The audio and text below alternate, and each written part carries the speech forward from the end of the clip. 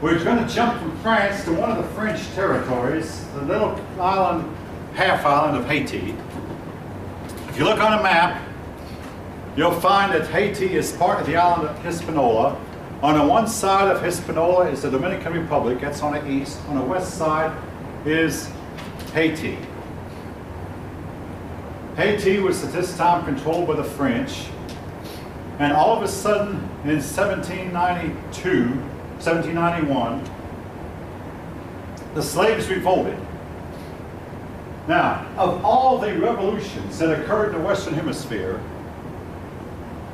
the one in Haiti was the only one that was started by slaves, and the only slave uprising that was successful in it. It drove out the slave owners and freed all the slaves. Where the slaves freed themselves by themselves. Now, eventually all the slaves in the Western Hemisphere were freed, but they were freed by other people freeing them. But in the case of Haiti, the slaves freed themselves.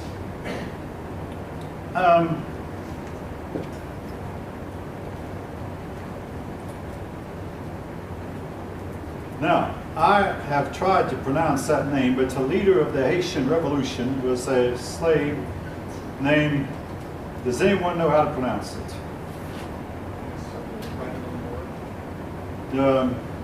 I can write it. Toussaint, I can write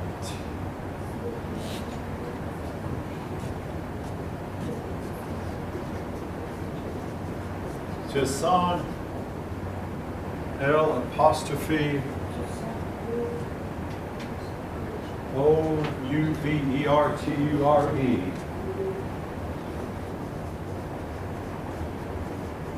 Several years ago, I had a couple of Haitian students who pronounced it. Essentially, now, most revolutions throughout history have not worked. The Haitian Revolution was one that you might say worked and that overthrew the old order. But what do you mean by work? I mean, hey, the Russian Revolution of 1917 got rid of the Tsar, replaced it with communism, and millions of people dying of starvation. In this case, what happened to Haiti? Haiti made news about 2 or 3 years ago when a big earthquake struck them. Haiti is the poorest country in the Western Hemisphere and one of the poorest countries on earth. And if you fly over the island of Hispaniola and look down, if the ground below you is green, you're over the Dominican Republic. If the ground below you is brown, you're over Haiti. The Haitian people have completely destroyed virtually destroyed all plant life, destroyed all, made it into a mud pile. And they have the same climate as the Dominican Republic, the same soil, the same island. The Dominican Republic is rich, Haiti is poor. Take that for what it's worth. There's more I could say about that, but I think I've said plenty anyway. Eventually, I believe it's Toussaint Louverture. Toussaint Louverture died in a French prison. Somehow the French tricked him into coming to France to talk things over, and they captured him instead. But the French, well, when the French army was sent to put down a revolt, the French began suffering from yellow fever and dysentery and all kinds of tropical diseases, including malaria. And so many of them died from diseases that the French finally called them home. The French government called them home and said, "You've suffered enough," and the revolution ended. Now, this revolution put terror into the hearts of American slave owners who were living in the southeast United States, because they were saying, hey, if their slaves can do that, what will our slaves do to us? And there were some slave uprisings. Nat Turner's Rebellion, among others. The Americans did experience slave uprisings, and they passed a law that do not buy any slave who has lived in the West Indies, because these West Indies slaves have the attitude of, hey, we did it in Haiti, we can do it here. So American slave owners again were reluctant to buy slaves who had been in the West Indies. All right, back to the French Revolution.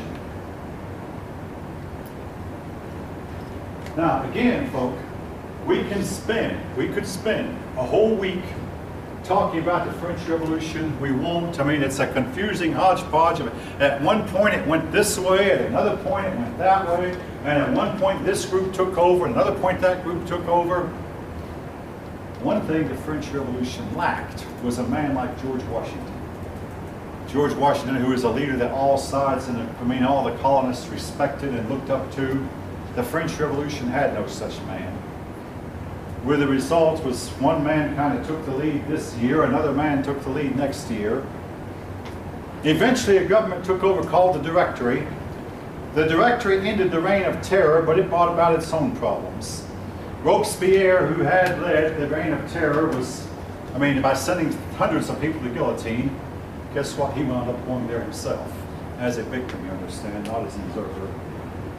But anyway, Robespierre was executed. The Directory was stagnant and corrupt, and out of the revolution came a man whom I'm going to compare in a few minutes to George Washington, even though he was not George Washington. Became one of the greatest conquerors of modern times, Napoleon Bonaparte.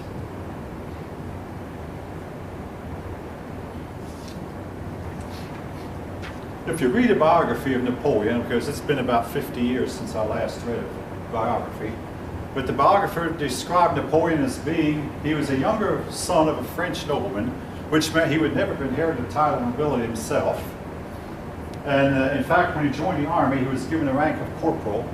And if you know anything about the army, that's just about as low a rank as you can get, just one notch above being a private. So he's sometimes called the little corporal. He was a little man. As a boy, he was small. But in his fights, young boys get into fights, he would take on bigger, older boys and always win. Partly because he fought dirty. The other boys would fight a little bit cleaner, but he would take on older boys and win.